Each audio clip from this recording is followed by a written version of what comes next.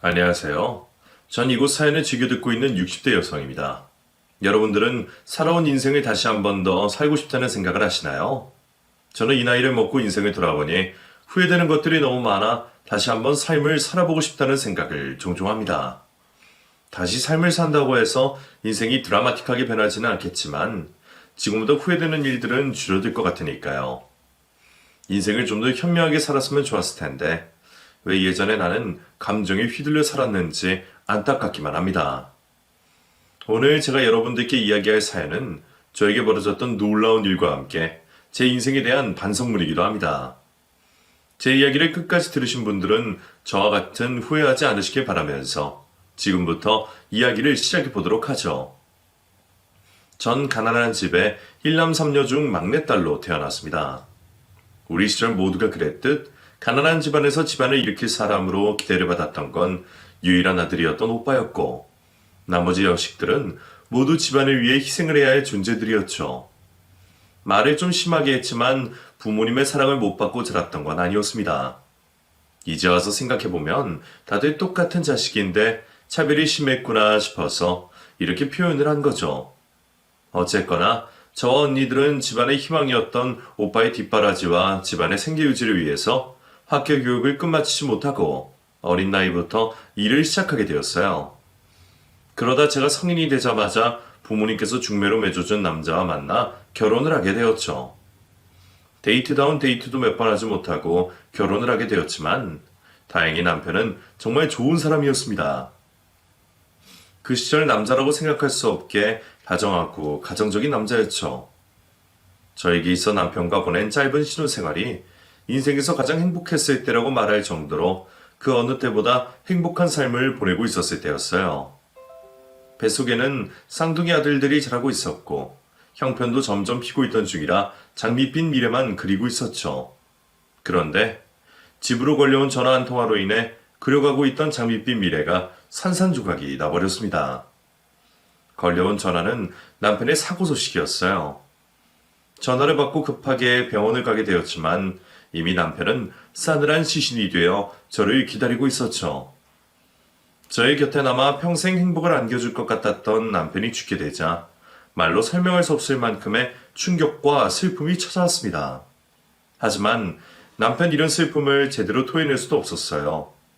뱃속에 있는 아이들이 잘못되기라도 할까봐 최대한 빨리 마음을 정리해야 했고 제 몸을 억지로라도 챙겨야 했죠.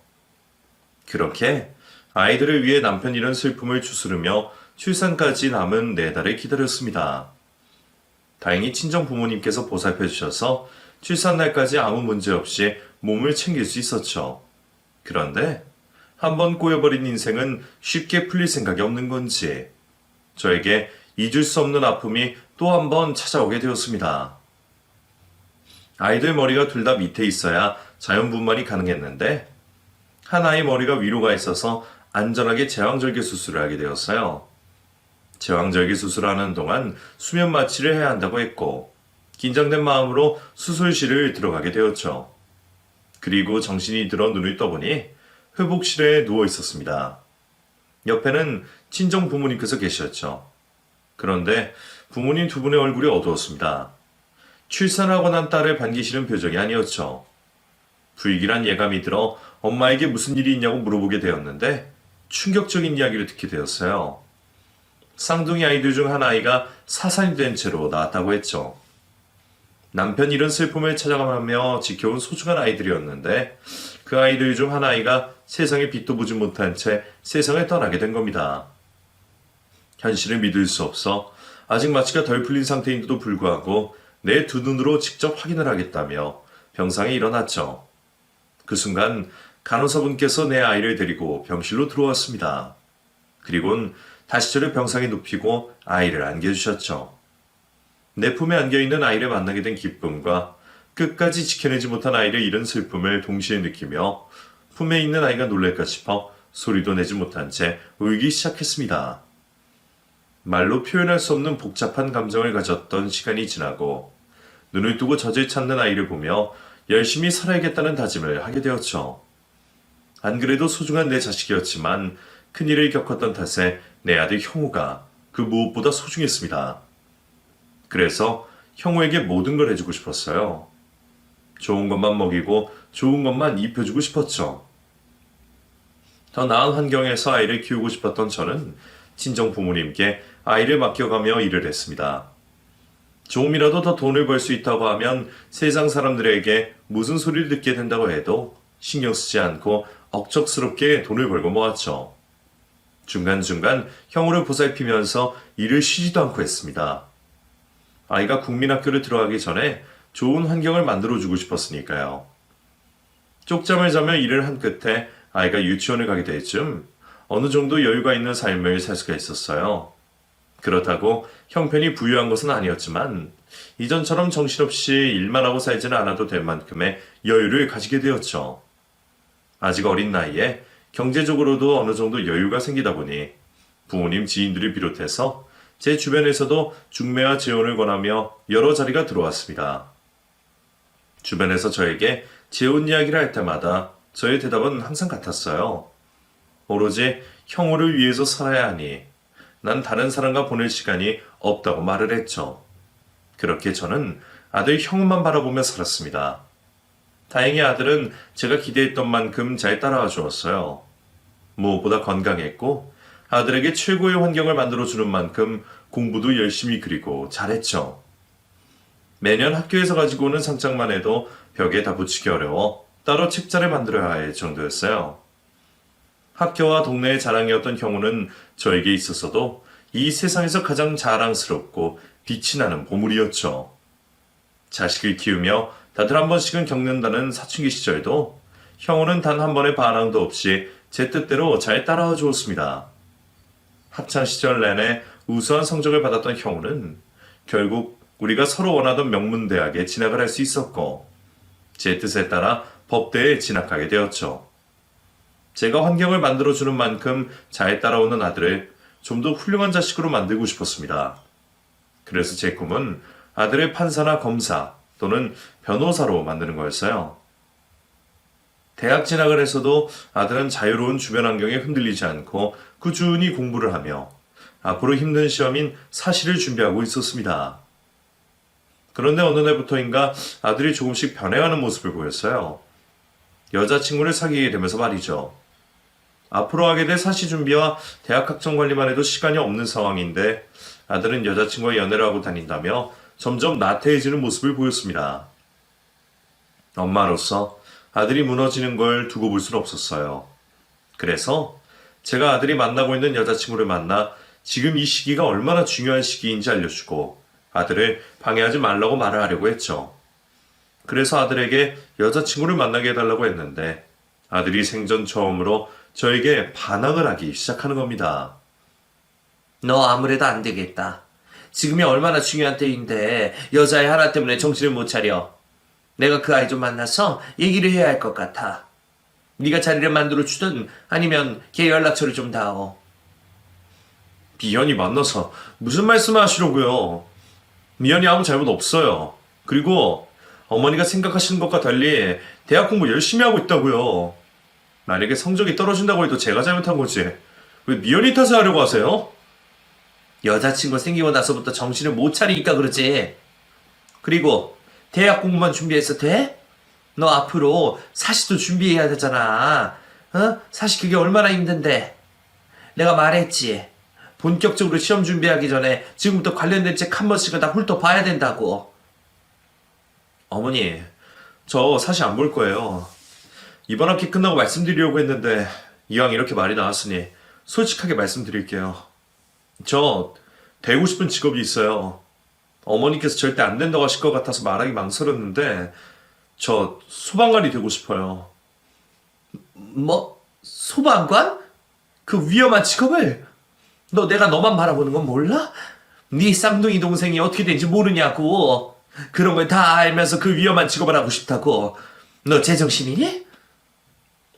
저도 알아요. 그래서 포기하려고 그랬다고요. 그런데 아무리 마음을 접으려고 해도 안 되는 걸 어떡해요. 그리고 어머니가 생각하시는 것만큼 위험하지 않아요. 물론 어머니가 바라시는 판검사보다는 위험한 직업이지만 소방관이라면서 무사히 은퇴하시는 분들도 많다고요.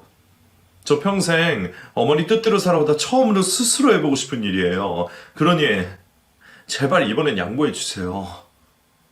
하필 많고 많은 직업들 중에 위험한 일을 하는 소방관을 하고 싶다니 미치고 팔짝 뛸 노릇이었습니다. 소방관 숭고한 직업이고 사회에 꼭 필요한 사람들이죠. 하지만 제 아들이 그 직업을 꼭 할 필요는 없잖아요. 그래서 인정해 줄 수 없었습니다. 아들의 꿈을 적게 만들려고 했어요. 출산과 동시에 쌍둥이 아들들 중 한 명을 잃게 된 저로서는 위험한 직업에 자청하는 아들을 필사적으로 말릴 수밖에 없었죠. 하지만 아들은 끝까지 자신의 뜻을 꺾지 않았습니다. 제 뜻에 따르지 않는 변한 아들을 보게 되자 이 모든 변화의 시작이 아들의 여자친구 때문이라고 생각했어요. 그래서 만나보지도 못한 아들의 여자친구를 미워하게 되었죠. 하지만 제가 품고 있는 감정과 상관없이 아들은 만나고 있던 여자친구와 헤어지지 않고 계속 만남을 이어갔고 대학 졸업 후 소방관 시험에 합격을 하게 되었습니다. 위험한 직업군을 선택한 아들이 마음에 들지 않았지만 그렇다고 아들까지 미워졌던 건 아닙니다. 오히려 위험한 일을 하는 아들이 걱정되어 입에 들어가는 음식, 수면의 질, 평소 컨디션을 이전보다 더 세심히 관리해 주었죠. 그것만으로 부족한 것 같아 이전에는 다니지도 않던 교회를 다니며 근무를 나간 아들이 무사히 집으로 돌아오길 항상 기도를 했습니다. 따라갈 수만 있다면 아들을 따라가 위험한 일에는 나서지 말라고 말리고 싶을 정도였죠. 그렇게 아들의 직업으로 걱정을 하는 것을 제외하고는 이전과 별다를 게 없는 생활을 하고 있던 도중이었어요.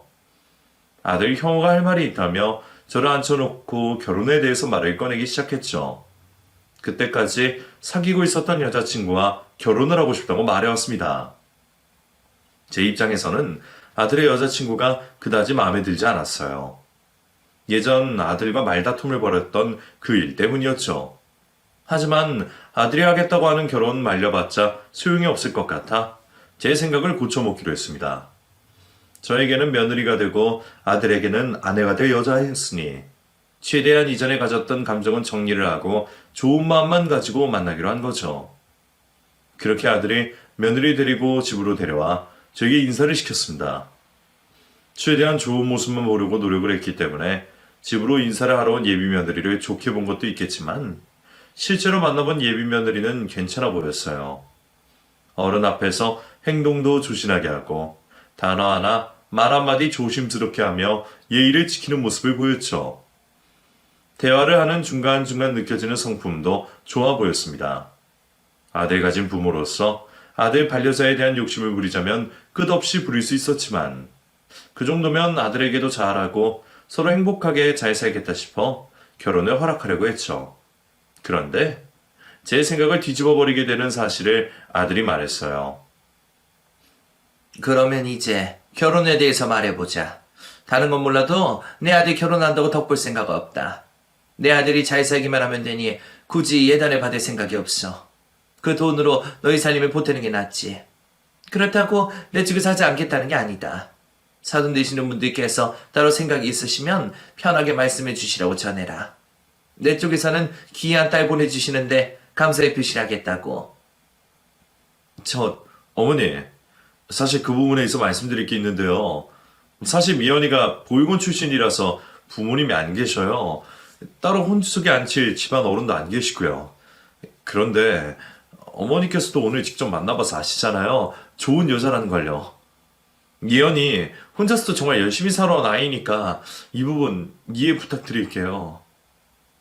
아무리 제가 아들의 행복만을 바란다고 하지만 고아의 보육원 출신인 여자아이와 결혼을 시킬 수는 없었습니다.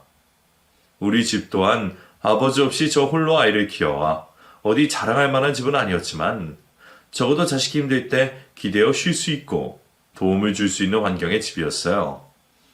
여자아이에게 얽힌 사연을 듣지 않아도 딱해 보이고 안쓰러웠지만 제 자식과 관련된 일이라면 어쩔 수가 없었습니다.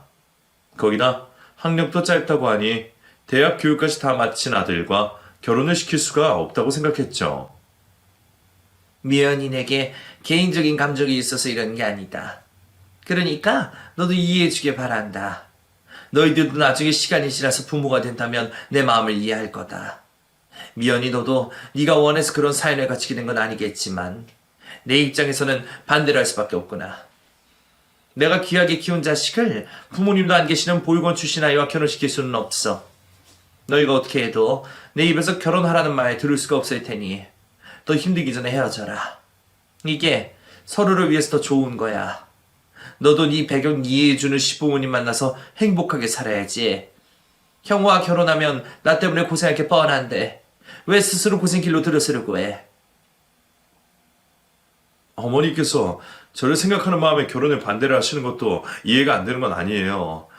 그런데 제가 미연이 얼마나 사랑하는지 잘 아시잖아요. 저 미연이랑 헤어질 수 없어요. 결혼하고 행복하게 잘 사는 모습 보여드릴게요. 좀 전까지 미연이의 배경에 대해서 모르실 때만 해도 미연이 좋게 보셨잖아요. 미연이 부모님이 안 계시다고 해서 점점 뭐 달라진 건 없어요. 미연이 저에게 좋은 여자이고 어머니께 좋은 며느리가 될 사람이라고요. 다시 생각해 주세요. 아들은 생각을 재고해달라고 했지만 그런 아들의 말이 귀에 들어올 리가 없었죠. 결혼은 꿈도 꾸지 말라고 엄포를 놓고 방으로 들어가 문을 잠갔습니다. 제가 뱉은 말처럼 두 사람의 결혼을 끝까지 반대하려고 했습니다만 결국 저 역시 자식을 이기지 못한 부모가 되었죠. 제 결혼 승낙과 관계없이 혼인신고를 하고 살겠다는 아들에게 두 손 두 발을 두를 수밖에 없었고 결국 결혼식을 치르게 해줬어요. 그리고 어쩌다 보니 한 집에서 아들 며느리와 함께 살게 되었습니다. 들어오라고 말을 한 적도 없는데 아들과 며느리가 자기들끼리 상의한 끝에 혼자 된 제가 걱정이 된다며 집으로 들어와 살기 시작한 거죠. 아들과 같이 살게 되어 기분이 좋은데 아들에 비해 한참 모자란다고 생각되는 며느리 때문에 마냥 좋지는 않았습니다. 며느리와 같이 살게 되며 처음에는 기분 나쁜 티를 낼 수밖에 없었어요. 하지만 며느리는 제가 기분을 나쁘게 하는데도 불구하고 표정 구기는 법 한 번 없이 웃으며 저에게 최선을 다했죠. 시간이 지나며 저에게 대충 할 법도 한데 며느리를 항상 자신보다 저를 더 생각해주며 행동을 했습니다. 제가 좋아하는 게 있으면 뭐든 해주려고 했죠. 그런 착한 며느리와 지내다 보니 이유 없이 미워하던 제 마음도 점점 며느리에게 기울기 시작했습니다. 그런데 그놈의 체면이 뭔지 며느리에게 대하던 태도를 한순간에 바꾸기 민망했어요. 그래서 항상 마음과 다르게 행동과 말이 나오긴 했죠. 어머님, 이거 내일 친구분들 만나실 때 나눠서 드세요. 제가 직접 만든 양갱이에요. 친구분들 나눠주실 상자에는 종류별로 넣어뒀으니 그대로 주시면 되고요. 이건 입 심심하실 때마다 드시라고 어머님 것만 따로 준비해놨어요. 내 나이 되면 당뇨 조심해야 하는 거 모르니? 이 단 걸 나보고 다 먹으라고. 어머님께서 양갱 좋아하시길래 만들었는데 죄송해요. 그런데 시중에 파는 것보다 설탕 조금만 넣었어요. 하루에 하나 정도는 드셔도 될 거예요. 우선 만들었다고 하니까 가져가겠다만 굳이 이런 일까지 할 필요 없다. 너는 형만 잘 챙기면 되는 거야. 왜 그렇게 며느리 앞에서는 고맙다는 말 한마디가 쉽게 나오지 않는 건지 아무 말 없이 받아도 될 것을 꾹 듣는 며느리 기분이 나빠질 만하고는 했어요. 그리고는 방에 들어가자마자 후회를 하곤 했습니다. 또 친구들 앞에서는 내 며느리가 만든 거라며 자랑을 그렇게도 했죠. 시간이 흘러도 그런 저의 태도는 쉽게 변하지 않았습니다. 그나마 나아진 점은 이제 며느리에게 기분 나빠질 말은 하지 않는다는 거였고 다른 핑계를 대고 며느리에게 고마운 마음을 선물로 대신 표현할 수 있었다는 거였죠. 천천히 변해가고 있었지만 언젠가는 며느리에게 고맙다, 사랑한다라는 표현을 할 수 있을 거라고 생각하며 지내고 있던 도중이었습니다. 평화롭고 조용하던 우리 집에 또다시 먹구름이 끼기 시작했죠. 소중한 내 아들 형우가 폐암에 걸리게 된 것이었어요. 젊고 건강한 아들이 다른 병도 아니고 폐암에 걸렸다고 하자 그 이유가 당연히 직업 때문이라고 생각했습니다. 그리고 누군가의 탓이 아니었던 그 일에 대해 누군가에게 꼭 원인을 돌리고 싶었죠. 아들 탓을 할 수 없었으니 그 원인을 며느리에게 돌리게 되었습니다. 그때 당시 저도 그게 잘못된 생각이라는 걸 알았지만 그렇게 해야지 버틸 수 있었던 것 같았어요. 그래서 아무 죄 없는 며느리를 탓을 했습니다. 하지만 이번에도 며느리는 제가 하는 모진 말에도 불구하고 저를 원망하지 않고 오히려 위로를 건네주며 같이 이 위기를 극복하자고 했죠.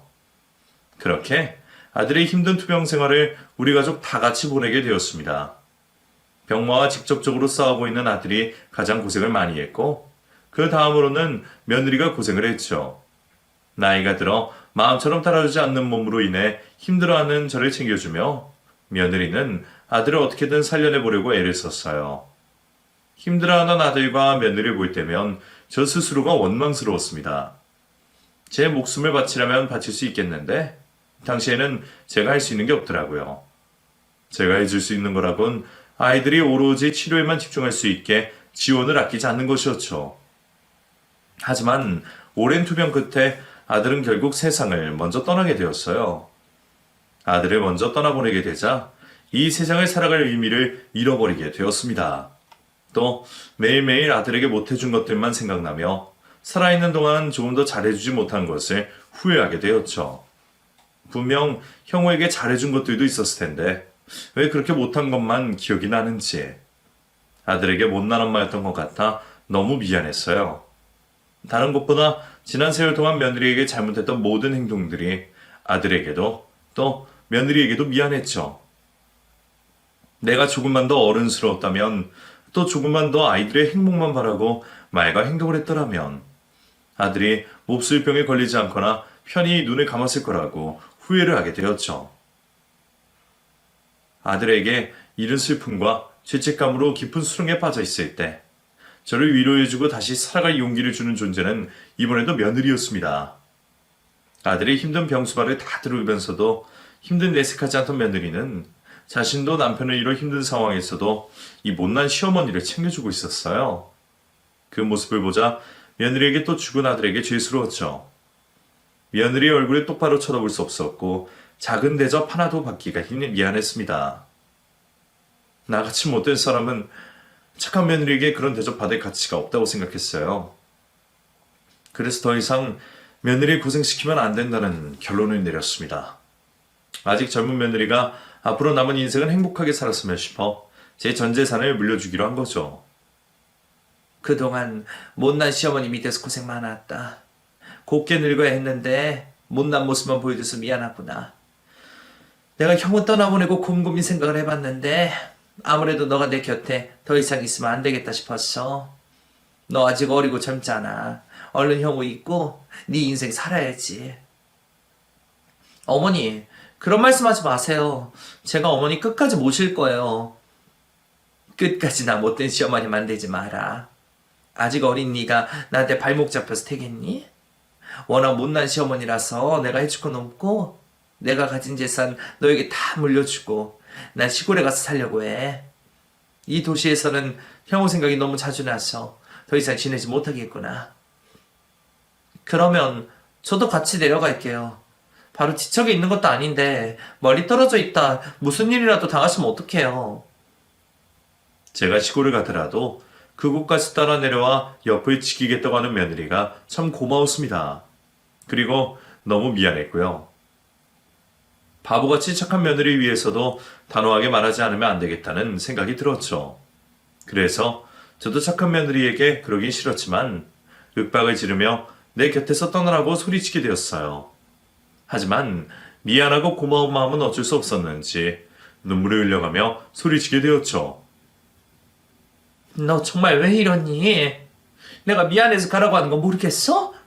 내가 너 얼굴을 똑바로 쳐다볼 수가 없어. 내가 잘못 때문에 형우도 병에 걸린 것만 같고 행복했던 너희들이 갈라놓은 것 같아서 너무 미안하다고. 그리고 너 지금 인생 새롭게 시작하더라도 늦지 않은 나이야. 이 중요한 시기에 나같이 늙고 못된 노인의 곁에서 허비할 거야? 네가 행복하게 살아야 나도 너에게 덜 미안하지. 왜 바보같이 네 욕심 부릴 줄 몰라. 늙은 노인의 곁에서 잘해준다고 뭐 좋을 게 있어? 너가 행복할 수 있게 기반을 만들어주고 떠난다고 하잖니. 형우가 뭘 원할 것 같니? 시골에서 늙은 시어머니 모시면서 쓸쓸히 늙어가게 원할 것 같아? 아니야. 형우라면 네가 행복하게 원할 거라고. 보통의 사람들처럼 결혼도 하고 아이도 낳고 큰 걱정 없이 매일 평범한 일상을 보내는 그런 행복한 삶을 살길 원할 거라고. 그러니 이번에는 제발 내 말 좀 들어라.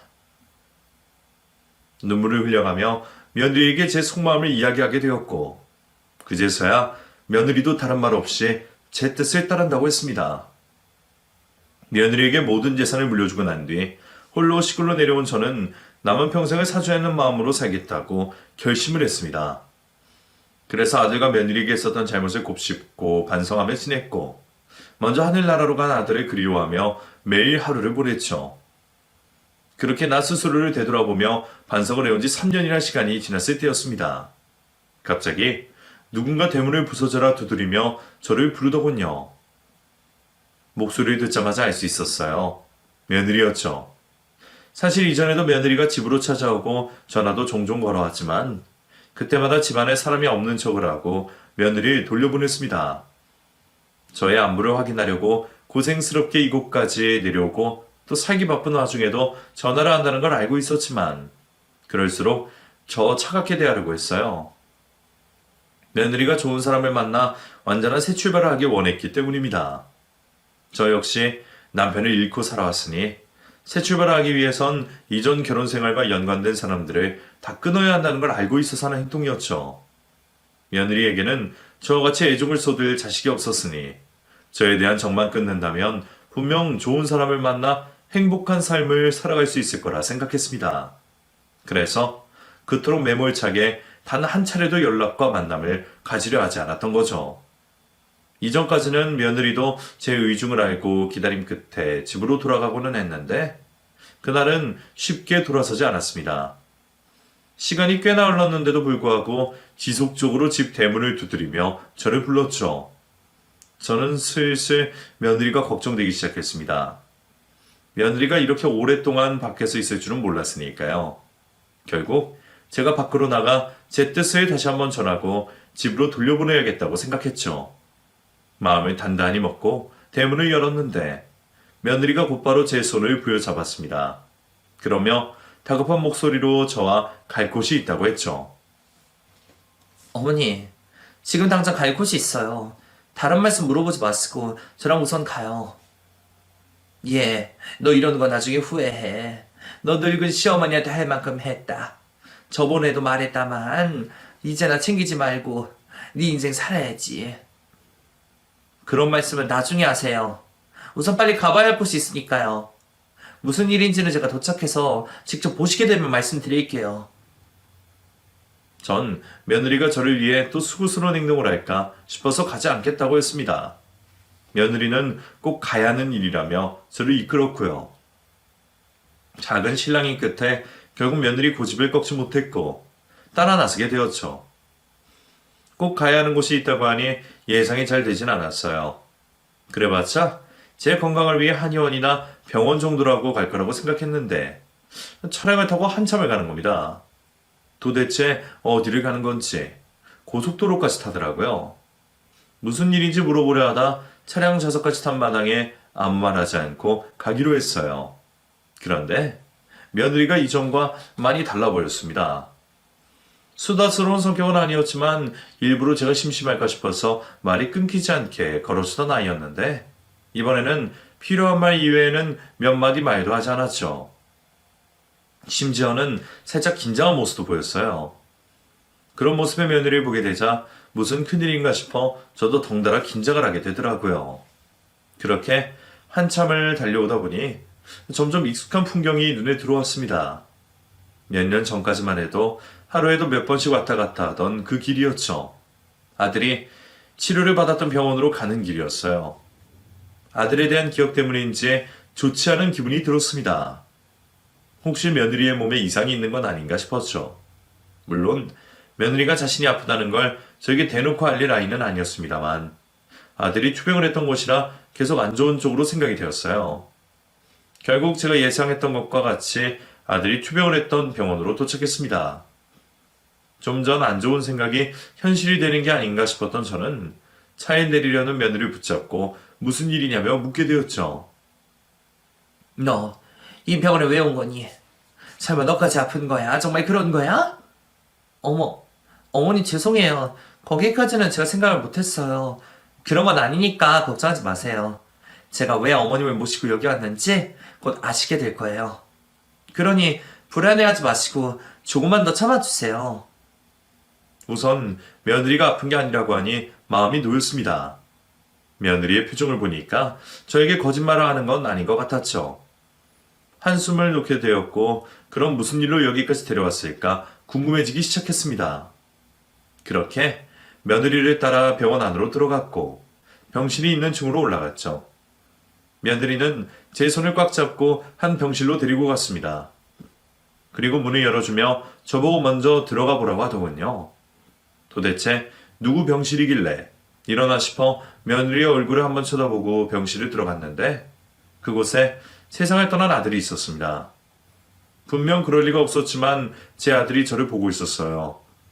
병실에서 숨을 거두는 아들 곁에 있었고 염을 때 차가운 아들 만져가며 눈물을 쏟았기 때문에 분명 내 아들이 죽었다는 걸 알고 있었지만 내 눈앞에 아들이 보이니 정신을 차릴 수가 없었습니다. 아들을 확인한 순간 꿈이든 현실이든 상관없었어요. 곧바로 아들에게 달려가 껴안고 온몸을 만져가며 다시 지어하게 된 행복을 마음껏 만끽했죠.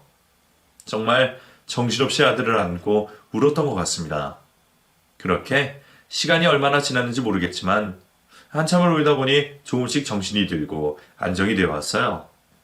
다시 한번 아들의 얼굴을 보며 내 아들이 맞는지 확인하게 되었죠. 그런데 분명 내 아들과 똑같이 닮아있긴 했지만 군데군데 다른 부분이 보였습니다. 혹시 3년이란 사이 아들이 늙거나 변한 건가 싶었지만 평생 보아온 제 아들의 얼굴이 아니었어요. 분명 내 아들이 맞는데 아니라니.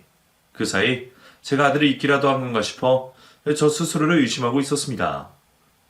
그래서 며느리에게 이게 어떻게 된 일인지 확인하게 되었죠. 예, 아가. 이게 어떻게 된 일이냐? 형우는 분명 죽었잖니. 나도 처음에는 형우인 줄 알았는데 이 남자 형우가 아닌 것 같다. 혹시 내가 그 사이에 형우를 잊어버리기라도 한 거니? 아니면 내가 꿈이라도 꾸고 있는 거야? 아휴, 나 지금 너무 혼란스럽구나. 네가 설명 좀 해다오. 며느리에게 지금 벌어지고 있는 일에 대해 설명을 해달라고 했고 며느리는 제 물음에 아주 놀라운 대답을 해주었죠. 네, 어머니 맞아요. 그분 형우 씨 아니에요. 그런데 앞에 계시는 그분 어머니께서 출산하셨을 때 죽은 줄 알았던 형우 씨 쌍둥이 동생일지도 몰라요. 우선 저와 혜솔 씨가 어제까지 알아본 사실로는 그럴 확률이 높아요. 더 확실히 하기 위해서는 어머님과 혜솔 씨가 유전자 검사를 해봐야겠지만요.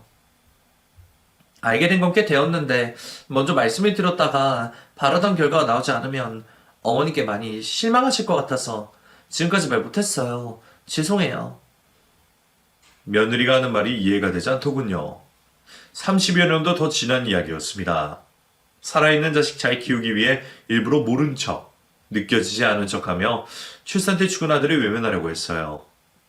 하지만 내 뱃속에서 10달을 같이 있었던 아이를 외면하고 있는다는 게 쉬울 수가 없었죠. 형우의 생일이 돌아올 때마다 죽은 아이의 모습이 겹쳐 보였습니다. 살아있었으면 형우와 똑 닮은 모습으로 환하게 웃고 있었을 아이를 생각하며 혼자서 얼마나 가슴을 아파했는지 몰라요. 형우가 인생의 큰 일을 치를 때마다 저 혼자서는 죽은 아이를 생각하며 어떤 삶을 살아가고 있었을지 상상하고는 했었죠. 그런 아이가 내 눈앞에 있다니 모든 게 거짓말 같았어요.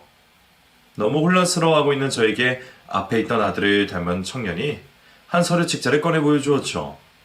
그곳에는 빨간색 펜으로 밑줄을 치거나 동그라미 그려 확인을 한 듯한 흔적들이 있었습니다. 그 흔적들을 보고 있는 저에게 앞에 있던 청년이 설명을 해주었죠. 여기 있는 서류들, 제가 미연 씨와 만나고 난 뒤 제 입양 가족에 대해 추적하면서 알게 된 내용들과 확인한 서류들을 모아둔 거예요. 다른 서류들은 복잡해서 눈에 잘 안 들어오실 텐데 여기 이 병원명과 담당에서 서명란에 있는 이름은 알아보시겠죠. 제가 태어나자마자 입양기관으로 보내져서 최초 신고기관인 병원에 서명이 적혀 있었어요. 제가 알기로는 이곳에서 아드님을 얻게 되시고 또 다른 아드님을 잃게 되셨다고 들었습니다. 이 병원 기억하시죠? 청년의 말처럼 그곳에는 제가 출산을 했었던 병원과 병원 원장의 이름이 적혀져 있었습니다. 세월이 한참 지났지만 내가 머물렀던 병원을 잊어버릴 수가 없었죠. 그곳은 제가 천당과 지옥을 수십, 수백 번 왔다 갔다 했던 곳이었으니까요. 청년은 서류 뒤에서 병원 사진을 찾아 확인까지 시켜주며 그곳이 제가 출산한 곳이 맞는지 확인을 했어요. 저는 제가 아이를 낳고 있었던 병원이 맞다고 고개를 끄덕였죠. 사실 그때까지도 너무 갑자기 벌어진 일이라 좀 얼떨떨하고 정신이 없었는데 며느리가 제 곁으로 와서는 천천히 이 모든 일이 어떻게 된 일인지 설명해 주었습니다. 어머님, 너무 놀라셨죠? 갑자기 죽은 형호 씨가 눈앞에 있고 30년 넘게 죽었다고 생각한 아들이 살아있다고 말씀드리니 제가 어떻게 된 일인지 천천히 말씀드릴게요. 3년 전 어머니께서 저에게 모든 재산을 물려주고 떠나신 다음이었어요. 어머님께서는 저보고 새 출발하라고 말씀을 하셨지만 전 그러고 싶지도 않고 그럴 수도 없겠더라고요. 인생의 찰나의 순간이었지만 남편과 어머님과 함께 그 행복한 순간만으로도 전 충분하다고 생각했어요. 그래서 저도 평생 내 남편을 병상에서 일으키지 못한 것과 어머님을 모시고 살지 못한 것에 대해 사죄하는 마음으로 살려고 했죠. 처음에는 그냥 직장과 집을 오고 가는 생활을 했는데 그게 좀 무료하더라고요. 또 어머님과 남편 생각만 나고요. 그래서 뭘 할까 생각을 하다 남편 간병을 하면서 병원에서 보았던 게 생각이 났어요. 자원봉사가요. 이왕이면 남편이 치료받았던 병원에서 자원봉사를 하고 싶어서 자격 요건에 맞는 자격증을 취득 후에 봉사활동을 다니고 있었는데 아까 말씀드린 것처럼 형호 씨와 똑같이 생긴 혜솔 씨를 보게 된 거예요. 저도 순간 형호 씨가 살아서 돌아왔나 싶어서 따라가서 붙잡았는데 자세히 봐도 아무리 봐도 형호 씨인 거예요. 분명 내 손으로 남편을 떠나보냈는데 너무도 닮은 모습에 혹시나 싶더라고요. 그래서 혜솔 씨를 붙잡고 별말을 다 하게 되었죠. 혜솔 씨도 너무 황당한 일을 겪으니까 자신을 닮았다고 하는 형호 씨 사진이나 보자고 해서 제가 보여줬고요. 그런데 혜솔 씨가 봐도 자신과 너무 닮아 있는 거예요. 한참을 형호 씨 사진을 보고 있던 혜솔 씨가 갑자기 자신이 살아온 이야기를 저에게 해주더라고요. 자신이 태어나자마자 부모님께 버려져 입양을 하게 되었다고.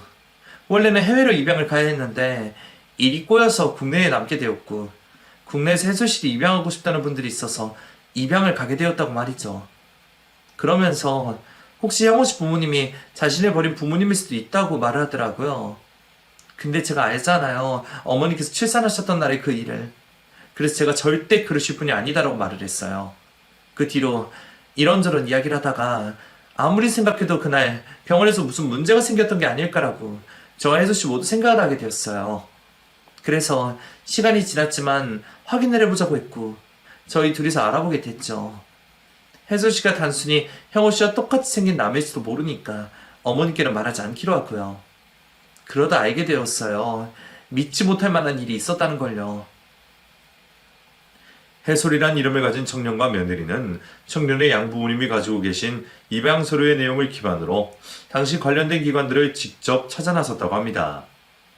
처음 입양기관을 찾아가게 되었고 그곳에서 아주 놀라운 이야기를 들었다고 했어요. 제가 아이를 출산했을 당시 우리나라에서는 국내 아이들을 해외로 입양 보내는 정책을 펼치고 있었다 합니다. 아이 한 명당 그 당시 우리나라 경제로서는 아주 큰 돈을 벌 수 있는 정책이었다고 했죠. 대부분 고아원에 있는 아이들이나 병원에서 부모에게 버려진 아이들을 데려갔다고 하는데 일부 병원이나 입양기관에서 나라의 지원을 많이 받기 위해 또 자신들 마음대로 아이에게 더 나은 환경에서 자랄 수 있는 미래를 보장해주기 위해 부모의 뜻과 상관없이 해외로 입양을 보냈다는 말을 들을 수 있었다고 해요.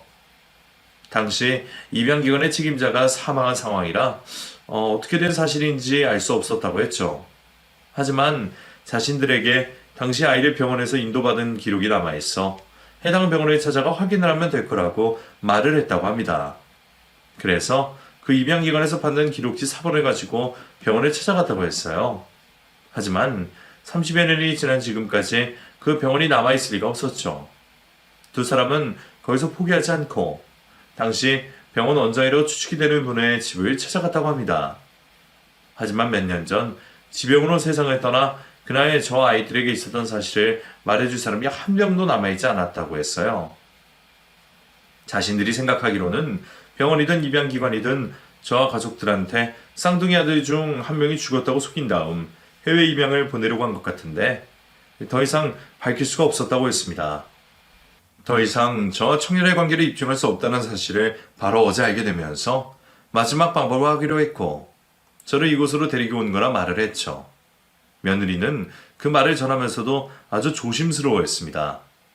제가 두 사람의 말을 듣고 죽었던 아들이 살아 돌아왔다고 확신을 하다 유전자 검사 결과 자식이 아니라는 게 밝혀지면 너무 큰 실망을 하게 될까봐 말이죠. 며느리의 마음을 알면서도 또 청년이 내 자식이 아니라는 걸 밝혀주면 그게 실망할 것을 알면서도 한번 가지게 된 기대는 쉽게 진정되지 않았습니다. 그리고 아직 유전자 검사 결과가 나오지 않았지만 눈앞에 있는 청년이 태어나자마자 죽은 줄로만 알았던 내 아이일 수도 있다고 생각이 드니 또다시 눈물이 흘러나왔습니다. 만약 내 아이가 맞다면 그 이유가 어떻게 되었던 간에 태어나자마자 엄마 품에 안겨보지도 못하고 낯선 세상 혼자서 무서워했을 테니 엄마가 되어 끝까지 지켜주지 못한 것에 대한 죄책감이 밀려왔죠. 다시 한번 내 아들일 수도 있는 청년을 끌어안고 한참 동안 울었습니다. 그리고 잠시 후 친자검사를 하기 위해 필요한 샘플들을 취재하게 되었죠. 이틀 정도 되는 동안 얼마나 심장이 떨렸는지 몰라요. 기대를 하지 않으려고 계속 마음먹었지만 기대를 하지 않을 수가 없더라고요. 그나마 며느리가 옆에 있어줘서 다행이었지 저 혼자였다면 그 정말 끔찍한 시간을 보냈을 겁니다. 그렇게 저에게만큼은 길고 힘든 그 시간을 보낸 끝에 검사 결과를 받을 수 있었고 청년이 제 아들이라는 걸 확인받게 되었죠. 우리 모두가 예상했던 것처럼 청년은 출산 당시 죽은 줄로만 알고 있었던 제 아들이었습니다. 생물학적으로 제 아들임을 확인받게 되자 그제서야 아들을 원 없이 만지고 제 아들이라고 부를 수 있었어요. 그러면서 형호가 죽고 난 이후 없어졌던 삶의 목적을 다시 생기게 되었죠. 다시 되찾게 된 아들에게 못해줬던 엄마의 노릇을 하고 싶었습니다. 그리고 나를 위해 애를 쓰고 있는 우리 며느리에게 감사하고 고마운 마음을 갚아주고 싶었죠. 그래서 자신과 같이 살아달라고 하는 며느리의 뜻을 거절하지 않았습니다. 오히려 제가 며느리에게 짐이 된다는 걸 알면서도 아이의 뜻을 거르고 싶지 않았어요. 그리고 지금은 시어머니와 며느리 사이가 아닌 엄마와 딸 같은 사이로 지내고 있습니다. 뒤늦게 찾은 아들 역시 주기적으로 만남을 가지며 못다한 엄마 노릇을 하고 있고요. 지금 이 사연을 적으면서도 제가 많은 잘못을 했다는 걸 다시 한 번 더 깨닫고 있습니다. 늦게라도 깨닫게 된 것에 다행이라 생각하며 다시는 이런 후회를 하지 않도록 살아가려고 합니다. 그럼 여러분들도 후회하지 않은 삶을 사시길 바라며 저는 이만 글을 마치도록 하겠습니다. 감사합니다.